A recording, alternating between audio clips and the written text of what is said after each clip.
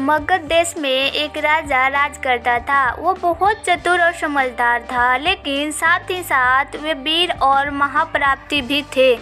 उनकी बुद्धिमानी की चर्चा दूर देशों तक फीकी थी। विजयगढ़ की राजकुमारी ने भी उनकी प्रशंसा सुनी थी, इसलिए राजकुमारी ने उनकी अद्भुत परीक्षा लेने की सोची।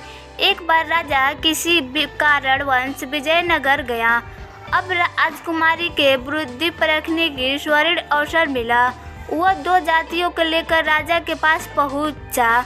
उन्हें दाहिने हाथ में असली फूलों की उपज थी, जबकि बाएं हाथ में पकना। दोनों ही ग्रंथियों देखने में एक जैसी लगती थी। वो राजा के पास पहुंचता है और राजा से बोलने लगता है, हे राजन, आपकी बुद्धि की चर्चा तो चारों दिशाओं में है।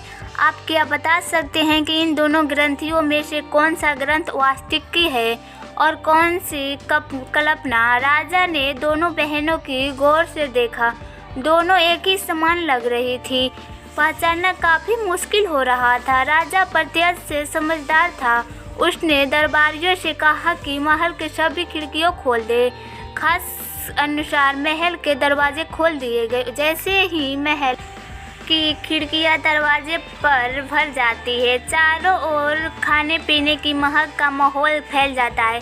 इसी सुगंध से एक तितली उड़ी हुई आई और राजकुमारी के दाहिने हाथ की रचना में बैठ गई। राजा ने राजकुमारी से कहा कि आपके दाहिने हाथ की रचना वास्तविक है और बाएं हाथ की रचना का बना है। प्रिंसेस सच में किंग की बिजी की कोयल हो गई। कभी कभी कुछ चीज़ें के बल पर नहीं, बुद्धि के बल पर ही अवलोकन करते हैं, और कठिन समय में ही मनुष्य के विधि की परीक्षा होती है। बुद्धि बल और पर ही नजर जीती जाती है और कठिनाई समय में ही इंसान के बुद्धि की परीक्षा होती है।